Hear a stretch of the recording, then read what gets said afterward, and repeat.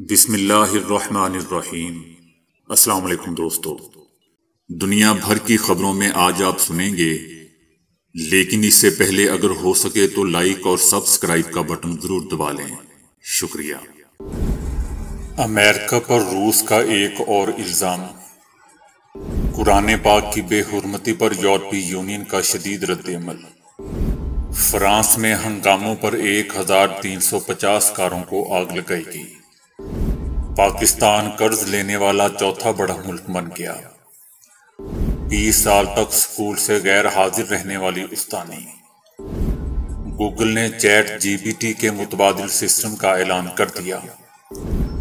دماغ کے لیے مفید تجویز کردہ غذائیں۔ تو آئیے چلتے ہیں تفصیل کی جانب۔ روس نے کہا ہے کہ امریکہ تخریب کار گروہوں کی بھرپور حمایت کرتا ہے۔ روس نے افغانستان میں امریکی فوج کی موجودگی کے دوران اور اس کے بعد امریکہ سے براہ راست وابستگی کا بارہا اعلان کیا ہے اور اس کارروائی پر شدید تنقید بھی کی ہے۔ اس حوالے سے متعدد دستاویزی ثبوت موجود ہے جو امریکہ کے منصوبہ بند اقدامات کی نشاندہی کرتے ہیں۔ امریکہ تخریب کاروں کی تخلیق میں اپنے کردار پر پردہ نہیں ڈال سکتا۔ اب یہ موضوع زبان زد خاص و عام ہے کہ مغربی دنیا کے سرغنہ کی حیثیت سے امریکہ نے اپنے مغربی اور عرب شراکت داروں کے ساتھ تخریب کاروں کی حمایت کی اور ان گروہوں کو اپنے مقاصد کے حصول کا ذریعہ سمجھا۔ شام اور عراق میں پے در پے شکستوں کے بعد امریکہ نے افغانستان کے پڑوسی ممالک میں عدم تحفظ پیدا کرنے کے لیے ایسے گروہ کو افغانستان میں مضبوط کرنا شروع کر دیا۔ تخریب کاروں کی حمایت کر کے انہیں اپنے مخالف اور حریف ممالک پر حملہ کرنے کے لیے افغانستان منتقل کیا تاکہ افغانستان کے پڑوسی ممالک کے لیے سیکیورٹی چیلنجوں میں اضافہ ہو۔ اب ایسے گروہوں کی حمایت جاری رکھ کر امریکہ عدم استحکام اور عدم تحفظ کو بڑھا کر روس، وسطی ایشیائی ممالک اور ایران کو نشانہ بنانے کا ارادہ رکھتا ہے۔ اہم مسئلہ یہ ہے کہ خود امریکہ کے سینئر سیاستدانوں نے ایسے گروہوں کی توسیع میں امریکہ کے کردار کا اعتراف کیا ہے۔ اس حوالے سے سابق امریکی صدر ٹرمپ ایسے گروہوں کی تشکیل میں صدر باراک اوباما اور سابق امریکی وزیر خارجہ ہلیری کلنٹن کے براہ راست کردار کے بارے میں متنازع بیانات دے چکے ہیں۔ رابرٹ کینیڈی جونیئر نے کہا کہ ہم نے 20 لاکھ پناہ گزینوں کو یورپ بھیجا اور وہاں جمہوریت کو عدم و استحکام کا شکار کیا۔ ٹرمپ اور رابرٹ کے بیانات دراصل ان الزامات کی تصدیق ہیں جو بعض ممالک کے سربراہان روسی صدر پوٹن کی جانب سے کئی بار لگائے جا چکے ہیں۔ ان رہنماؤں کا کہنا ہے کہ ایسے گروہوں کے قیام اور ان کی کارروائیوں میں وائٹ ہاؤس براہ راست ملوث ہے۔ اپنے رد عمل میں یورپی یونین کا کہنا ہے کہ اب وقت آ چکا ہے کہ باہمی افہام و تفہیم اور احترام کے لیے ایک ساتھ کھڑے ہو جائیں۔ یہ بڑھتے ہوئے تنازعات کو روکنے کا وقت ہے۔ سویڈن میں قرآن پاک کی بے حرمتی پر یورپی یونین نے شدید رد عمل دیتے ہوئے واقعہ کو جارحانہ عمل اور اشتعال انگیزی قرار دیا ہے۔ قرآن پاک کی بے حرمتی کے واقعہ پر یورپی یونین نے اپنے رد عمل میں کہا ہے کہ ایسا عمل کسی بھی طرح ہماری رائے کی عکاسی نہیں کرتا، قرآن پاک کی بے حرمتی کے عمل کو مسترد کرتے ہیں۔ یورپی یونین مذہبیاں عقیدے اور اظہار رائے کی آزادی کے لیے کھڑی ہے۔ نفرت انگیزی عدم برداشت کی یورپ میں کوئی جگہ نہیں ہے۔ بے حرمتی کا واقعہ ایسے وقت پر کیا گیا جب مسلمان عید الاضحیٰ منا رہے تھے۔ یورپی یونین کا مزید کہنا ہے کہ وقت آ گیا ہے کہ باہمی افہام و تفہیم اور احترام کے لیے ایک ساتھ کھڑے ہو جائیں۔ یہ بڑھتے ہوئے تنازعات کو روکنے کا وقت ہے۔ دوسری طرف سویڈن نے قرآن پاک کی بے حرمتی کو کسی کا انفرادی عمل قرار دیتے ہوئے کہا ہے کہ اسلامو فوبیا کے اقدام کو سختی سے مسترد کرتے ہیں۔ سویڈن میں عید کے روز ایک حرامی کے ناپاک جسارت پر مسلم دنیا میں غم و غصے کی لہر دوڑ گئی اور عالمی قوتوں نے بھی اس عمل کی مذمت کی ہے، جس کے بعد سویڈن کا موقف بھی سامنے آ گیا۔ پاکستان میں سویڈن کے سفارت خانے نے ایک بیان میں کہا کہ سویڈن حکومت اسلامو فوبیا پر مبنی کسی بھی عمل کو سختی سے مسترد کرتی ہے۔ ادھر مسلم ممالک سمیت پوری دنیا میں اس واقعہ پر احتجاجی مظاہروں کا سلسلہ جاری ہے۔ عراق میں فٹ بال لیگ کے دوران الشرط اور القاسم کے میچ میں دونوں ٹیموں نے اپنا شدید احتجاج ریکارڈ کرواتے ہوئے توجہ حاصل کر لی۔ کھلاڑیوں اور ریفریز کے میچ کے آغاز پر ہاتھوں میں قرآن مجید کے نسخوں کے ہمراہ شریک ہوئے اور بوسہ دیتے ہوئے دکھائی دیے، جس کی ویڈیو سوشل میڈیا پر تیزی سے وائرل ہو گئی۔ فٹ بال لیگ کے ریفریز اور کھلاڑیوں کے قرآن پاک کے اس احترام کے واقعے کے خلاف منفرد احتجاج اور دندان شکن جواب کے طور پر کوریج مل رہی ہے۔ فرانسیسی حکومت نے ہنگامہ آرائی سے متعلقہ اعداد و شمار جاری کر دیے ہیں، جس کے مطابق اب تک 1311 افراد کو ہنگامہ کرنے پر حراست میں لیا گیا۔ یورپ کا ترقی یافتہ ملک اور مغربی جمہوریت کی جنم بھومی سمجھا جانے والا ملک فرانس ہنگامہ آرائی کا سلسلہ تاحال جاری ہے۔ سڑکوں پر آگ لگانے کے 2560 واقعات رونما ہو چکے ہیں۔ حکومت نے ہنگامہ آرائی سے متعلقہ اعداد و شمار جاری کر دیے ہیں، جس کے مطابق سڑکوں پر آگ لگانے کے 2560 واقعات ہوئے۔ ہنگامہ کرنے والوں نے 1350 کاروں کو آگ لگائی۔ ہنگامہ آرائی کے دوران عمارتوں کو آگ لگانے اور توڑ پھوڑ کے 234 واقعات رپورٹ ہو چکے ہیں۔ اعداد و شمار کے مطابق قیام امن کی کوششوں کے دوران 80 پولیس اہلکار زخمی ہوئے ہیں۔ پاکستان دنیا میں آئی ایم ایف سے قرض لینے والا چوتھا بڑا ملک بن گیا ہے۔ آئی ایم ایف کے اعداد و شمار کے مطابق 31 مارچ 2023 کو پاکستان کا شمار آئی ایم ایف سے سب سے زیادہ قرض لینے والے ملکوں کی فہرست میں 5ویں نمبر پر کیا گیا۔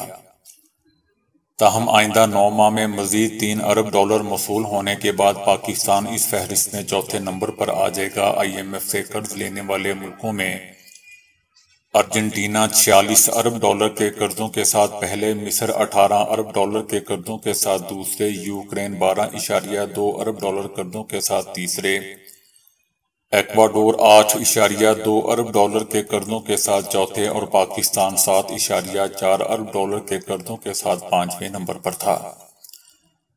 تاہم اب پاکستان 10.4 ارب ڈالر کے قرضوں کے بوجھ کے ساتھ ایکواڈور کو پیچھے چھوڑ کر آئی ایم ایف کا دستے نگر دنیا کا چوتھا بڑا ملک بننے جا رہا ہے۔ آئی ایم ایف کے اعداد و شمار کے مطابق دنیا کی معیشت کو متوازن رکھنے اور کمزور معیشتوں کو سہارا دینے کے لیے اب تک 155 ارب ڈالر کے قرضے جاری کیے گئے ہیں۔ ایشیائی خطے میں آئی ایم ایف نے قرض لینے والا سب سے بڑے ملک کا اعزاز بھی پاکستان کے حصے میں آتا ہے۔ دوستو، آئی ایم ایف سے قرض کی منظوری پر بغلیں بجانے کی بجائے پاکستان کو قرضوں کے جال سے نکال کر پائیدار ترقی کی جانب گامزن کرنے کے لیے مربوط پلان پر عمل کیا جانا چاہیے۔ ایک استانی نے اپنے 24 سالہ مدت ملازمت میں سے 20 سال تک چھٹیاں کی، اور مزے کی بات دوستو یہ ہے کہ اب انہوں نے اپنی برطرفی کے بعد اپنا دفاع کرنے کا بھی فیصلہ کیا۔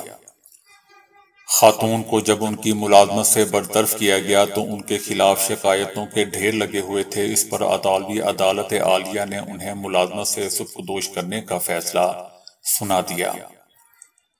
اس کے بعد خاتون نے کہا تھا کہ وہ اس فیصلے کے خلاف اپیل کرتے ہوئے اس کی وجوہ بیان کر کے خود کا دفاع کریں گی۔ جب اخباری نمائندوں نے ان سے رابطہ کیا تو انہوں نے صحافیوں پر عدم اعتماد کرتے ہوئے گفتگو کرنے سے ہی انکار کر دیا۔ وزارت تعلیم نے سپریم کورٹ کو بتایا کہ خاتون استانی ملازمت کے پہلے 10 برس تک سکول ہی نہیں آئیں۔ اس کے بعد وہ بہانے سے طویل چھٹیاں لیتی رہیں۔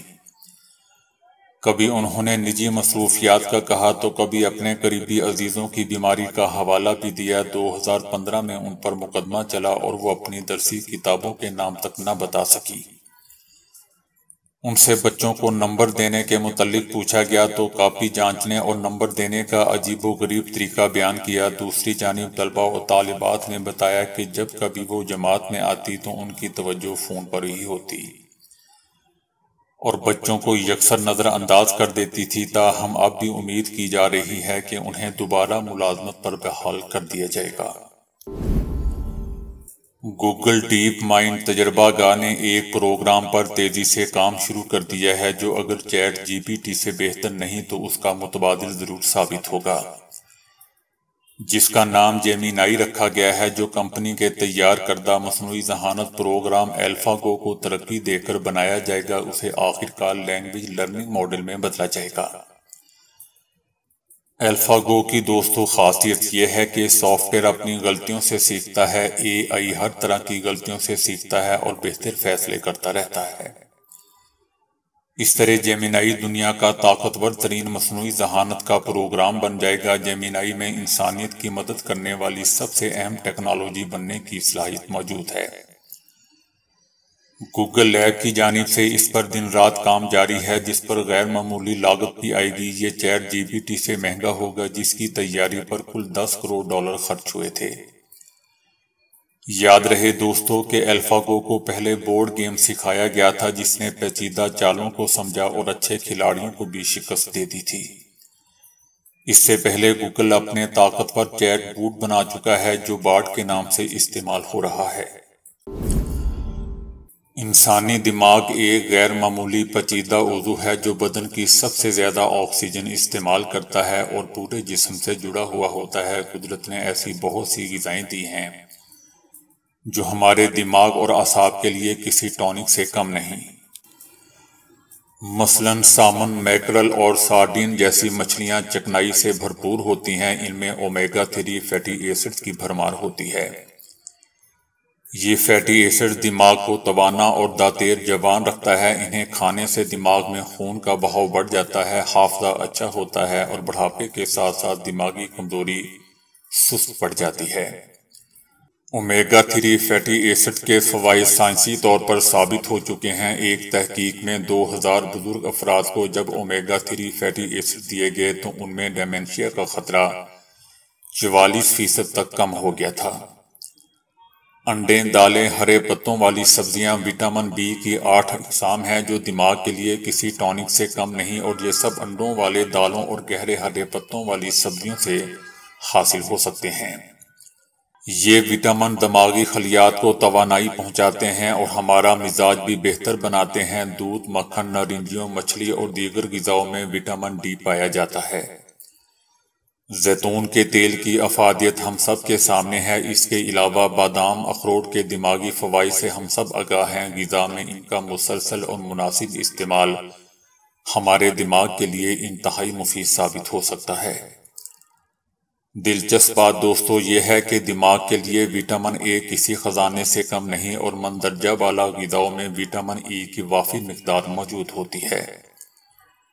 دوسری جانب ماہرین مشورہ دیتے ہیں کہ دماغ کو مسلسل استعمال کیا جائے، معمے حل کیے جائیں، کتاب پڑھیں، تیز قدمی اور ورزش جاری رکھیں۔ جنوبی کوریا کے ایک کسینو سے 2.8 کروڑ 52 لاکھ روپے کی بڑی چوری کی واردات ہوئی ہے، جس میں کسی اور نے نہیں بلکہ اسی کسینو کی ہی خاتون انچارج نے 1 کروڑ 30 لاکھ ڈالر جو 2.8 کروڑ 52 لاکھ روپے پاکستانی بنتی ہے چوری کی، جو کسینو کی فنڈ انچارج تھی اور اس کا تعلق ملیشیا سے ہے، جو گزشتہ ماہ چھٹیوں پر جانے کے بعد واپس نہیں لوٹی۔ پولیس کا کہنا ہے کہ اتنی بڑی نقد رقم لے جانا ممکن نہیں کیونکہ اس کا وزن تقریباً 280 کلو بنتا ہے، جو کسی کے لیے اکیلے لے جانا ممکن نہیں ہے۔ اور ہم نے سیکیورٹی کیمروں کی مدد بھی حاصل کی ہے، لیکن فوٹیج سے وہ حصہ ڈیلیٹ کر دیا گیا ہے جس میں پیسے غائب کیے گئے۔ 3D پرنٹنگ اور جدید ترین حیاتیاتی مادوں سے ایک پابند تیار کیا گیا ہے جو ٹائپ 1 شوگر مریضوں کے لیے حسب ضرورت انسولین خارج کرتا رہے گا۔ یہ تحقیق اپنے آخری مراحل میں ہے، جسے رائس یونیورسٹی کے بائیو انجینئر نے ڈیزائن کیا ہے۔ اسے شوگر کی عالمی تنظیم JDRF نے ڈیزائن کیا ہے۔ یہ کاوش 2 PhD طالبہ اور ان کے استاد نے کی ہے، جن کے نام امید وائسے اور جارڈن ملر ہے۔ جارڈن ملر گزشتہ 15 سال سے ایسے پابند کی تیاری کر رہے تھے۔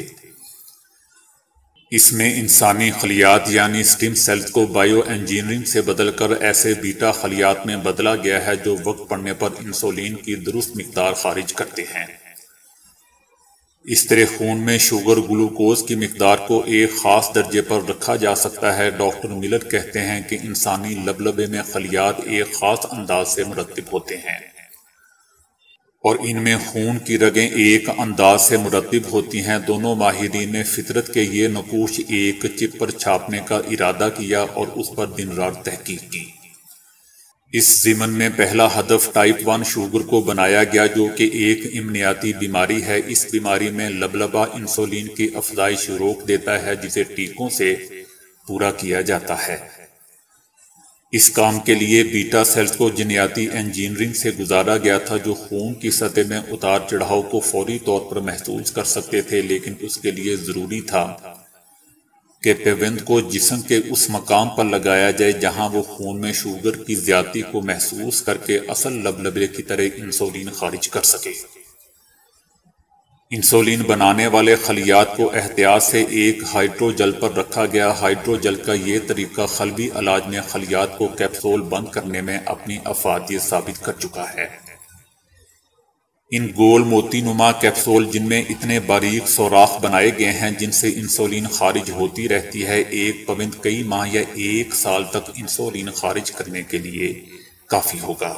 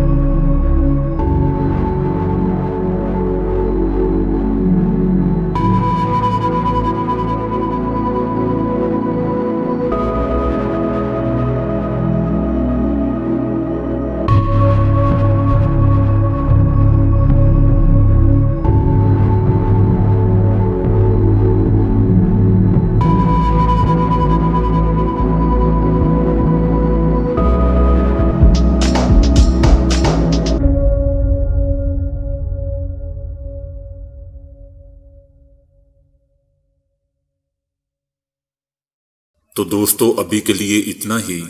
ویڈیو کو لائک اور شیئر کرنے کا بہت بہت شکریہ۔